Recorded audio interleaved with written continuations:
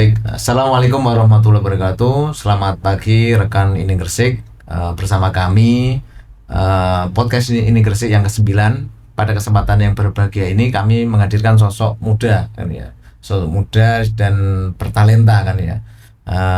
Namanya Mas Yuron kan ya. SST PMKP. Beliau ini sekarang diamanai di Dinas Kominfo menjabat Kepala Bidang Statistik dan Informasi Publik. Untuk lengkapnya kita mulai diskusi ya, perbincangan hangat pagi hari ini.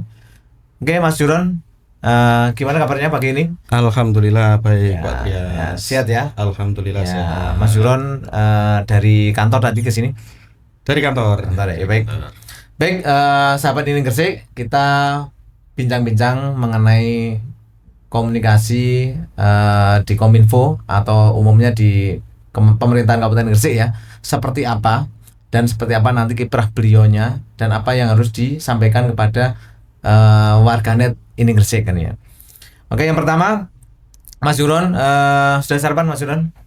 Alhamdulillah sudah sarapan sehat pagi ini Sehat Pak ya. Trias. Iya. Di Kominfo ini sudah berapa bulan atau berapa tahun? Di Kominfo sejak tahun 2022, berarti sekarang tahun 2026 masuk tahun ke-4 ya. Ya, sebelum di Kominfo berarti ada beberapa amanah juga ya. Mulai dari mana aja Pak Yuron? Yang paling lama di BKD ya sekarang. BKD. Sekarang BKP SDM namanya, terus Ah. kemudian sempat di Dinas Lingkungan Hidup, Ya, kemudian di Dinas Perikanan, ya. dan sekarang Sekarang alhamdulillah di Kominfo. Ya. Dengan perjalanan yang panjang itu ya banyak asam garamnya kan ya, pengalaman dan tentunya banyak hikmah yang diambil kepemimpinan beliau di semua bidang yang ditangani. Oke Pak Yuron, yang pertama diskusi dengan Ini Gresik, dan ini harapannya teman-teman warga Ini Gresik pada umumnya seluruh Indonesia kan ya. Kira-kira yang menentukan media lokal itu kualitas jurnalistik seperti hari ini tuh apa aja Pak Yuron? Yang menentukan kualitasnya itu? Ya. Yang pertama, mumpung Ya. ini lagi tanggal 9 Pak Trias, 9 ya. Februari, saya mewakili Pak PLT Kadis Kominfo juga pemerintah Kabupaten Gresik mengucapkan selamat Hari Pers Nasional kepada seluruh teman-teman media. Ya. Mudah-mudahan ke depan sesuai temanya, pers kita makin sehat, ekonomi berdaulat dan negara makin kuat. Ya. Terkait dengan media di Gresik ya, jadi memang komunikasi publik itu kan nanti endingnya itu adalah di pemahaman masyarakat terhadap apa yang dikerjakan oleh pemerintah kabupaten.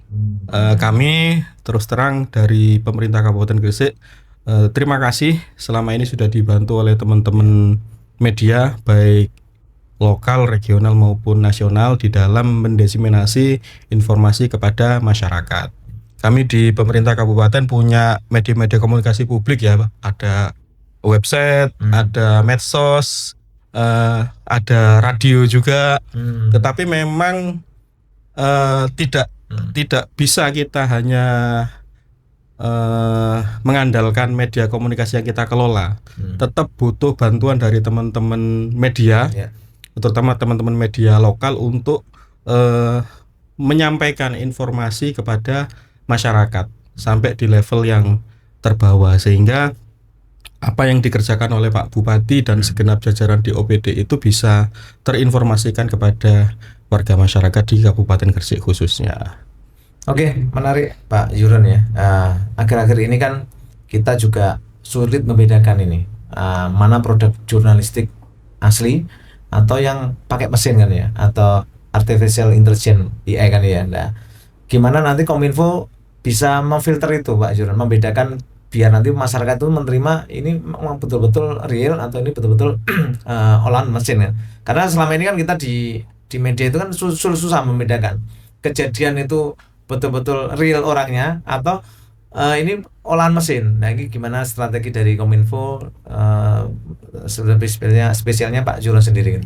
Ya. Jadi memang Bedanya antara media atau jurnalistik ya dengan kemudian yang ada di media sosial itu adalah soal struktur kerja kan gitu kan. Kalau di jurnalistik itu ada namanya wartawan atau jurnalis kan gitu kan. Kemudian ada redaksi, ada pimpinan redaksi, sehingga memang ada verifikasi soal berita.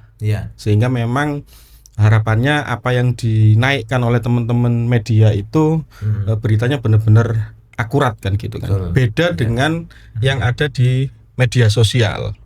Media sosial itu kadang-kadang memang tidak berbasis data ya. Bahkan saking dahsyatnya gelombang informasi ini di tengah-tengah media sosial itu, Pak Dahlan Iskan pernah berstatement, hari-hari ini kebenaran itu tidak lagi didukung oleh data dan fakta, tetapi lebih kepada framing.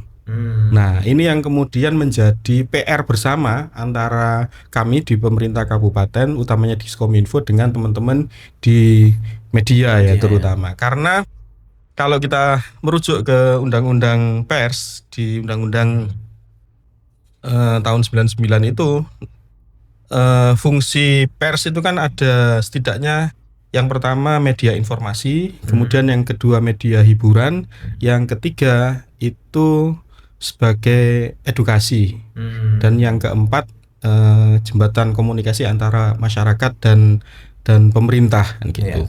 Nah, di sisi edukasi ini tantangan kita sebenarnya sama ya antara di pemerintah kabupaten dengan teman-teman di media, terutama menghadapi hoax kan gitu kan, termasuk penyalahgunaan AI kan gitu kan.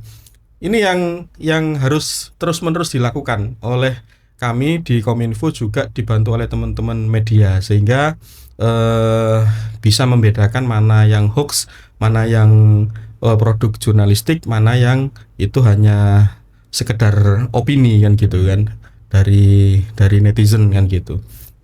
Saya seringkali menyampaikan ke teman-teman di banyak kesempatan, Pak, gimana caranya membedakan info hoax dengan berita benar? Yang pertama ya cari rujukan referensi informasinya di media-media mainstream kan gitu kan. Itu yang sering saya lakukan, karena memang ya filteringnya saat ini dengan derasnya arus informasi ya teman-teman media gitu. Karena ya itu tadi di sana ada struktur kerja yang memungkinkan agar informasi itu dikelola dengan berjenjang, kemudian ada verifikasi berlapis, sehingga apa yang disampaikan itu akurat kan gitu. Gitu Pak Rias. Baik, Mas Juran, jadi menarik tadi jelaskan pemirsa ini Gresik. Jadi manfaat media itu tadi disebutkan oleh Mas Juran, salah satunya adalah media komunikasi untuk hiburan kan ya. Nah, terlepas dari itu, sekarang di dunia yang sangat semua serba online Mas Juran kan ya. Jadi kadang berita bagus itu banyak persepsi kan ya, digoreng jadi jelek pun bisa kan ya. Termasuk kebijakan tentang pemerintah pun juga sama, diinformasikan digoreng, katanya ini pencitraan. Kalau nggak diinformasikan dikira tidak kerja kan. Ini serba dilema. Termasuk pemimpin juga sama, kepemimpinan di level kabupaten, gubernur maupun presiden maupun di tingkat dinas pun juga sama. Ketika mencoba untuk mengkomunikasikan hasil kerja pun banyak yang persepsi macam-macam.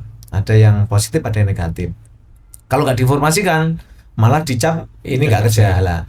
Untuk mensikapi itu, gimana strategi dari Kominfo sendiri untuk membalancingkan yang tadi fenomena tadi? Gimana Mas Juran? Kalau ada pendapat ya dari beberapa filsuf itu yang bunyinya kayak gini. Tidak semua yang kita lihat itu bukan kebenaran, tetapi persepsi. Dan semua yang kita dengar itu bukan fakta, tetapi opini. Nah, ini mengisyaratkan bahwa apa yang kemudian beredar di media sosial utamanya itu tidak selalu benar kan gitu kan. Tetapi mirisnya memang hari-hari ini hampir 38% lebih masyarakat kita itu mengambil informasi di media sosial. Meskipun tidak semua yang beredar di media sosial itu benar kan gitu. Mirisnya lagi, kalau kita lihat data di statistik, pembaca berita dicetak itu tinggal sekitar 1%. Di radio, TV itu juga sekitar segitulah prosentasenya. Cuman memang yang 38% tadi yang lihat di medsos itu kebanyakan bukan melihat berita atau informasi, tetapi mencari hiburan dalam tanda kutip ya. Jadi main medsos itu hanya untuk scrolling, cari yang menghibur kan gitu. Bukan dalam rangka mencari informasi atau berita. Nah, ini kemudian menjadi satu hal yang harus diseriusi ya oleh pemerintah untuk kemudian bagaimana menstrategikan komunikasi publik ini agar nyampe kan gitu kan. Agar nyampe kepada masyarakat. Nah, berarti PR-nya adalah bagaimana kemudian membuat informasi publik yang penting itu bisa menarik masyarakat untuk melihat. Kemudian informasi itu bisa tersebar luas kepada masyarakat. Nah, jadi memang ya mau nggak mau, suka nggak suka, kami di pemerintah kabupaten dengan segala kanal yang kita kelola, kanal komunikasi yang kita kelola harus bertransformasi untuk menyesuaikan dengan pasar kan gitu. Betul. Untuk kemudian menyajikan informasi yang penting itu, tapi dalam tanda kutip juga menarik bagi masyarakat. Nah, teman-teman di media juga sama seperti itu. Kalau kita lihat di Gresik ya, media lokal itu prosentasenya kurang lebih 70% itu basisnya basis online ya. Jadi di web kan gitu kan. Nah, kalau kita gali lagi berdasarkan hasil media monitoring yang ada di kami, itu memang yang membaca itu memang tidak terlalu banyak. Kemudian secara jangkauan itu juga kurang optimal gitu lah. Ini problem kan gitu kan. Jadi kalau kita bandingkan antara media nasional dengan media lokal, media nasional itu unggul di sebaran. Meskipun dari sisi geografis kadang-kadang ya enggak matuk kan gitu kan. Informasi yang kita harapkan diasup oleh warga masyarakat Gresik malah nyampe di sana, di Jakarta, di Semarang dan lain sebagainya. Nah, tetapi di sisi yang lain media lokal itu dia lebih unggul di mention. Jadi penyebutan Gresik, Pak Bupati itu sering. Tetapi impresinya itu kecil. Nah, ini menunjukkan bahwa mungkin orang belum tertarik dengan konten-konten yang kita produksi, baik di pemerintah kabupaten dari sisi kami maupun dari teman-teman yang membantu kami untuk mendesiminasi itu dari teman-teman pers lokal itu. Sehingga memang ini menjadi satu PR bagi kami di pemerintah kabupaten, juga teman-teman media lokal, untuk bagaimana ke depan kualitas konten, kemudian kuantitas sebaran, kemudian inklusivitas media ini menjadi satu hal yang harus kita kerjakan bersama-sama sehingga masyarakat tertarik tuh untuk lihat konten kita gitu kan. FOMO boleh, tetapi tidak mengurangi substansi informasi yang ingin kita sampaikan kan gitu. Oke. Baik, Mas Yuron. Jadi kan gini, saya teringat pendapat di tokoh-tokoh media itu kan gini. Bad news is good news kan ya. Good news is bad news ya. Contohnya kan gini. Ketika tim Pemkab memperbaiki jalan itu ya itu bad news bagi media kan ya. Tapi kalau ada jalan berlubang atau banjir itu bad news tapi good news bagi media. Nah, ini kan menjadi ini realitas sendiri kan ya.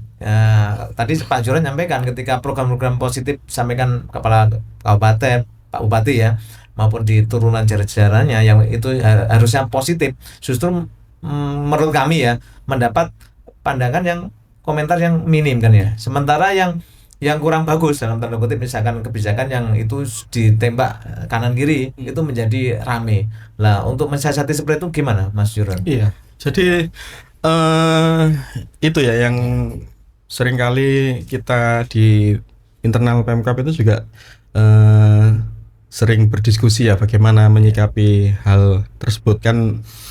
Kalau normalnya, jadi secara manusiawi kita itu sebenarnya pengen apa yang sudah kita lakukan itu minimal diapresiasi kan gitu kan oleh masyarakat. Tetapi dari netizen kadang-kadang tidak melihat apa yang sudah dilakukan atau belum melihat apa yang sudah dilakukan itu. Nah ini yang kemudian coba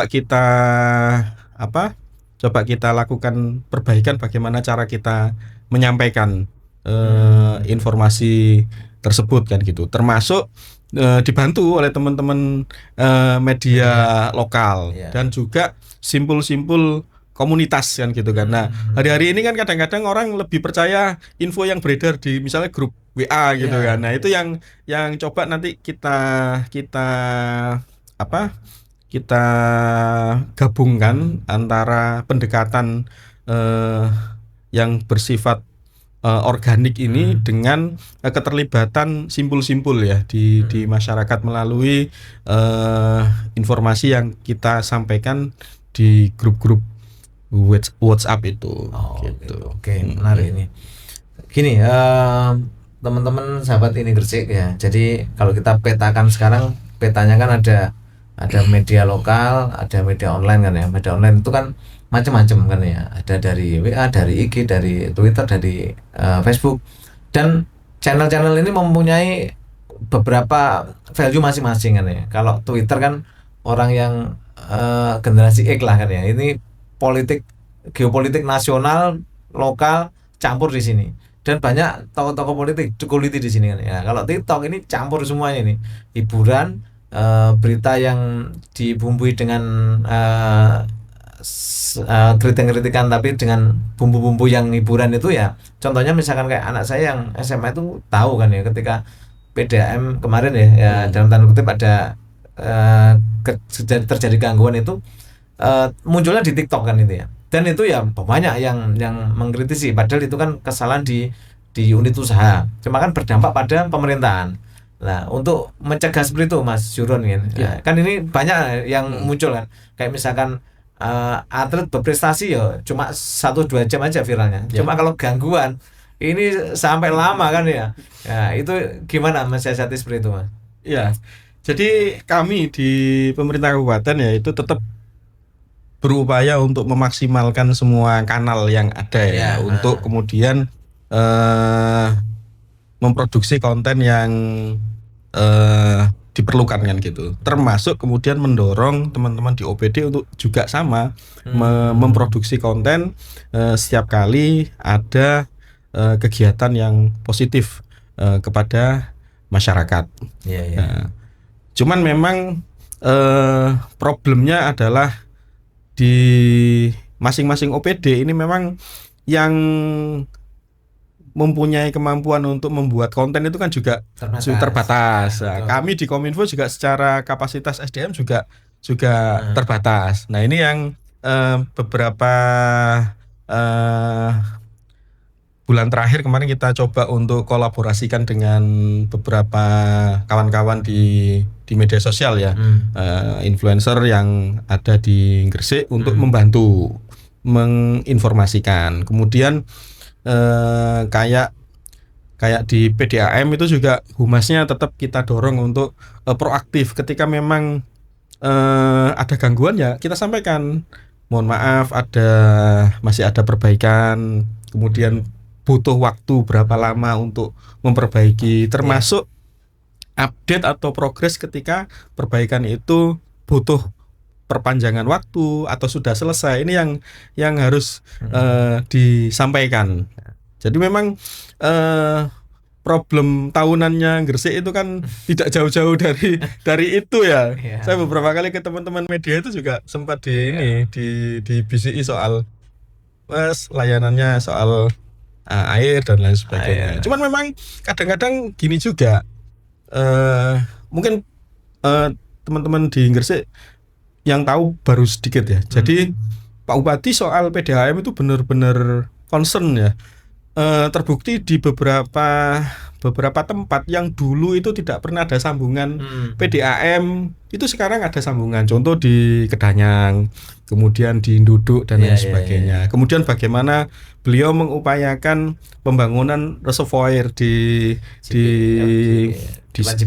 utara ada, kemudian di selatan juga ada. Untuk kemudian memancing pemerintah pusat untuk ikut membantu Gresik.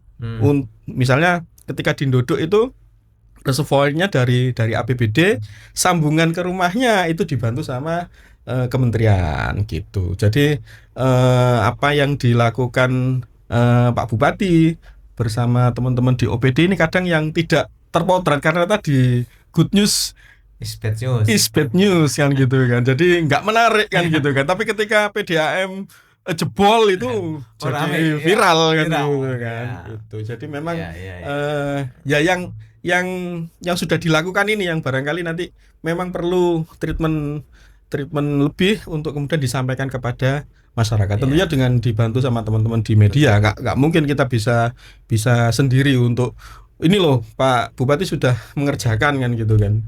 Betul. Baik ya, terkait air kemarin Pak Bupati sempat menyampaikan statement di media kan ya, bahwa air ini masalah krusial bagi masyarakat dan selayaknya ditarik menjadi negara kan ya.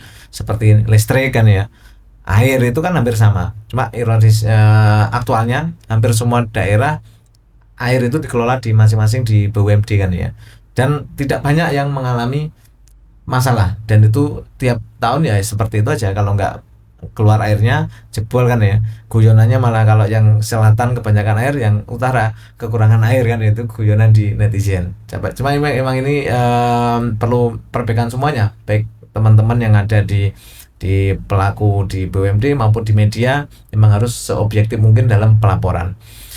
Oke Mas Duron, ini kan kita tahun-tahun 2026 ini kan banyak menjalankan program nasional Bapak Prabowo kan ya.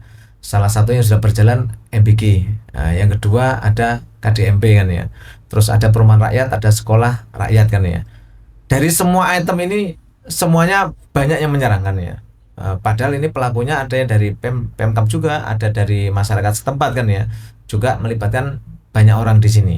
Nah, menurut Kominfo sendiri terkait program kebijakan strategik nasional yang itu tidak ya sedikit banyak lah melibatkan dari Pemkab maupun di OPD yang lainnya, itu gimana cara untuk mensukseskan program itu dengan mengimbangi dari berita-berita yang kurang suka kan di nasional. Kalau saya bandingkan itu yang suka sama yang tidak, kalau di sosmed itu di TikTok maupun di Twitter banyak yang tidaknya kan ya, bahwa banyak diserang semua, yang kecil diserang sekolah rakyat memang. Ya, kayak kemarin kebijakan Pak Presiden memberikan smartboard di semua sekolah itu minim diserang. Cuma kalau pemberian MBG maupun yang terakhir KDMP banyak yang diserang. Lah ini gimana mensikapinya, terutama Kominfo ya Mas Duron ini dalam kebijakan strategik nasional tapi berdampak pada elemen masyarakat bawah seperti ini. Gimana Mas? Ya, jadi terkait dengan program prioritas nasional, Pak Bupati sudah beberapa kali menyampaikan pemerintah Kabupaten Gresik mendukung dan bertekad untuk mensukseskan apa yang menjadi program prioritas dari Pak Presiden, baik itu MBG, KDMP maupun sekolah rakyat. Nah, memang ya ini tadi ya, kadang-kadang masyarakat itu lebih rame ketika ada misalnya soal MBG, ramenya ketika misalnya ada soal keracunan gitu kan, bukan pada aspek-aspek yang lain. Misalnya ketika kita bicara soal siapa sih yang mensuplai bahan makanan untuk SPPGA gitu kan, keterlibatan dari teman-teman koperasi koperasi desa Merah Putih yang ada di sekitarannya kayak apa, kemudian siapa yang mendapatkan manfaat dari dari program tersebut. Ini yang tempo hari waktu di rakor tingkat nasional juga menjadi salah satu atensi yang kemudian menjadi hal yang ayo kita explore lagi dari sisi penerima manfaatnya kan gitu, baik dari siswa maupun dari yang terlibat, unit usaha yang terlibat. Contoh yang kemudian dikerjakan oleh Pak Bupati ya dalam konteks MBG dan KDMP misalnya di beberapa tempat itu yang menjadi supplier ya dari Koperasi Desa Merah Putihnya untuk mensupport kebutuhan dari SPPG kan gitu, termasuk keberadaan sekolah rakyat di Sidayu kan gitu kan. Itu ya yang akhirnya merasakan manfaat secara ekonomi ya masyarakat di sekitarnya kan gitu kan, sehingga memang cerita-cerita baiknya ini atau success story-nya ini yang barangkali nanti perlu lebih diangkat lagi, baik oleh kami di pemerintah kabupaten, teman-teman media dan lain sebagainya. Karena memang ya selama ini kan kita jarang melakukan penggalian ya soal berita-berita ya. In-depth news itu kan agak jarang dilakukan oleh teman-teman kan gitu kan. Yang sering itu kan strike news kan gitu kan. Jadi peresmian sekolah rakyat, peresmian MBG ya, itu aja yang sering tayang di konten atau di media. Tetapi ada hal lain yang mungkin menjadi concern dari kami yang memproduksi konten, juga teman-teman di media, untuk kemudian melihat sisi lain dari yang negatif itu gitu. Jadi itu tadi kira-kira yang mendapat manfaat dari adanya MBG, KDMP dan lain sebagainya itu yang perlu untuk lebih digali lagi. Gitu. Baik, ini menarik program nasional. Tentunya dengan program kebijakan strategik Bapak Presiden berdampak pada beberapa aspek, Pak. Isunya sih pengurangan anggaran kan ya, yang sudah viral kan ya, dana desa dipotong kan ya, terus anggaran pendidikan, kesehatan.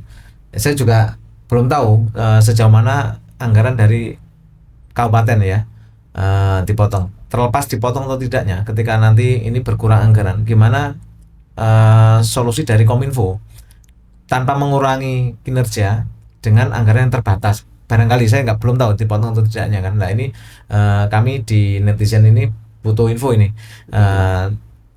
Anggaran berkurang tapi kinerja insya Allah tidak akan berkurang, malah justru akan produktif kan ya. Gimana Mas Yuron menyikapi ini? Iya, jadi ini salah satu hal yang barangkali menjadi ini ya, yang nanti harus dibantu oleh teman-teman media untuk menginformasikan kepada masyarakat. Jadi di dalam pelaksanaan program dan kegiatan itu kan memang ada keterbatasan, baik soal kewenangan maupun anggaran gitu kan. Contoh soal jalan, ada jalan nasional, ada jalan kabupaten, ada jalan provinsi, ada jalan desa dan lain sebagainya. Ini yang kadang-kadang memang ya kita harus berbesar hati untuk mengakui bahwa netizen itu nggak peduli itu jalan milik siapa, yang penting kan kalau rusak ya harus diperbaiki kan gitu. Nah, dalam konteks terkait dengan pengurangan anggaran di tahun 2026 ini, Pak Bupati beserta segenap jajaran di pemerintah kabupaten tetap memprioritaskan anggaran untuk pelayanan publik. Jadi hal-hal yang sifatnya kebutuhan mendasar dan mendesak itu tetap menjadi prioritas beliau untuk kemudian merealisasikan apa yang menjadi kebutuhan dasar dari warga masyarakat di Kabupaten Gresik. Baik, pemirsa, ini Gresik ya. Jadi tugas kita bersama dalam membranding Gresik ya, pada umumnya itu supaya menarik. Ya ini harus menjadi cerah lah di mata investor, kan harus bagus kan ya. Nanti juga berdampak pada seberapa besar nanti investor yang masuk ke sini kan ya. Dan akibatnya biar nanti penyerapan tenaga kerja maupun pembangunan di Gresik juga akan bagus. Tapi misalkan ini kita ya ini introspeksi buat kami juga ketika netizen atau warga Gresik di sosmed itu menggoreng sesuatu yang berlebihan atau bisa jadi malah tidak sesuai dengan kenyataan, dan itu juga berdampak pada sedikit banyak nanti berdampak pada investor atau iklim investasi yang akan berkurang di Gresik. Baik Mas Duron, jadi ini kami sebelum kita closing, saya ingin kata-kata untuk warga ini Gresik ini supaya penyemangat di tahun 2026 di Februari ini kan masih panjang, masih 8 bulan lagi untuk menuju tutup 2026. Masih banyak ujian kan ya. Nah, semakin tinggi kan semakin banyak ujian ya, semakin rendah malah ujiannya semakin banyak kan. Nah, itu yang. Nah, ini mungkin kata-kata dari Mas Duron sebagai Kominfo untuk warganet ini Gresik. Nah, monggo Mas Duron. Terima kasih kepada ini Gresik yang selama ini sudah membantu kami di pemerintah Kabupaten Gresik untuk mempublikasi apa yang sudah dikerjakan oleh pemerintah kabupaten. Bersama-sama dengan Kominfo, ini Gresik sudah menyampaikan apa yang seharusnya ya disampaikan kepada warga masyarakat. Pak Bupati di banyak kesempatan menyampaikan bahwa pemerintah di semua level ya, baik pusat, provinsi maupun kabupaten itu sama sekali tidak anti kritik. Ya. Tetapi kita berharap bahwa saran, masukan, pengaduan, kritik itu disampaikan dengan cara-cara yang baik sesuai dengan kaidah yang memang berlaku di saluran-saluran yang memang disediakan oleh pemerintah. Memang kepuasan masyarakat ya, ekspektasi kepada pemerintah itu sangat tinggi banget kan gitu kan. Sehingga memang ya kami di pemerintah harus menerima semua kritikan masukan itu. Tapi di sisi yang lain, apa yang sudah kami kerjakan ini juga menjadi satu hal yang ya intinya nyampe lah ke masyarakat. Nah, ini perlu bantuan dari segenap teman-teman di media untuk menyampaikan, kemudian dari masyarakat juga ketika ada hal yang kurang pas bisa disampaikan, karena memang fungsi media juga sebagai jembatan komunikasi antara pemerintah dan masyarakat. Mungkin dari sistem atau kanal yang kita sampaikan belum mewadahi, bisa disampaikan lewat media. Tetapi sebaliknya ada hal-hal yang harus nyampe ke masyarakat tapi kita lewat kanal kita nggak mampu, ya itu yang dibantu untuk disampaikan kepada masyarakat. Mungkin itu sih, jadi kontrol sosialnya jalan dari masyarakat lewat media. Kami juga bisa mendesiminasikan apa yang sudah kita kerjakan gitu kan. Kalau hanya dikritisi jeleknya terus kemudian tidak ada apresiasi sama sekali apa yang sudah dicapai kan ya kalau bahasanya kan melongso kan gitu kan gitu. jadi ya memang di negara demokrasi memang ini ya berisik kan gitu kan. Itu yang harus dipahami oleh semua. Kami di pemerintah kabupaten itu berkali-kali mengingatkan kepada teman-teman ya, terutama yang mengelola pengaduan sama media sosial gitu. Jadi kalau ada pendapat ya di beberapa tulisan itu, pengaduan itu seperti apa ya, harta yang tidak ternilai. Karena dari 16 pengaduan yang masuk itu hanya satu. Jadi misalnya ada orang lewat jalan berlubang gitu ya, lewat jalan berlubang, dari 16 orang yang lewat itu hanya satu yang kemudian menyampaikan. Nah, itu yang harus dipahami, bahwa penyampaian keluhan aduan itu menjadi satu asupan yang berharga bagi kami di pemerintah kabupaten, yang mungkin secara sistem belum melihat atau belum terlaporkan jalan berlubang itu. Tetapi di sisi yang lain ada keterbatasan pemerintah. baik dari sisi anggaran, dari sisi kewenangan yang kemudian mungkin proses perbaikannya perlu waktu, perlu biaya, perlu perencanaan dan lain sebagainya. Yang ini yang mungkin perlu pemahaman dari semua pihak, baik kami di pemerintah Kabupaten Gresik terus harus introspeksi, harus melakukan perbaikan-perbaikan, tapi dari sisi masyarakat juga mohon bersabar ketika kemudian yang diadukan, yang dikritisi itu belum sempat untuk diperbaiki. Mungkin itu, Pak. Ya. Baik, pemirsa ini Gresik ini untuk komplain sudah dibuka tadi sama Pak Zuron ya, bahwa Pemkab Pak Bupati terbuka dengan autokritik ya, baik itu yang membangun maupun yang sifatnya autokritik yang pahit pun ya diterima.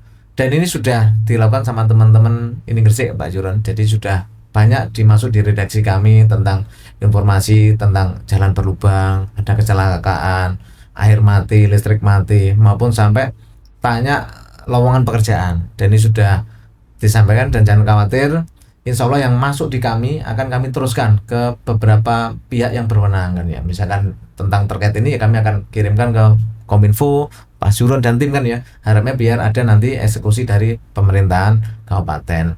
Tadi Bang betul sampaikan Pak Zuron, banyak kewenangan-kewenangan itu ya harusnya bukan tanggung jawab kabupaten ya. Cuma di framingnya ya ini kesalahan dari kabupaten semua kan itu. Tapi memang itu resiko dari pemangku jabatan. Ya, tinggal kita mensikapinya dan memfollow up, menyampaikan ke masyarakat seperti apa.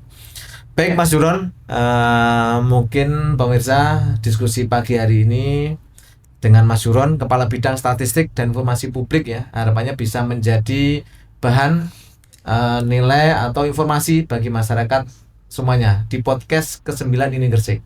Tentunya kami akan hadir dengan narasumber berikutnya, tentunya dengan sesuai dengan request dari netizen ya. Monggo nanti siapa yang perlu kita hadirkan di sini silakan ditulis di kolom komentar. Terima kasih Mas Zuron. Sukses selalu untuk di Kominfo dan karirnya Mas Zuron kan ya. Kita berharap Gresik martabat dan Gresik berdaya untuk semuanya masyarakat. Ya, sekian. Wassalamualaikum warahmatullahi wabarakatuh. Waalaikumsalam warahmatullahi wabarakatuh.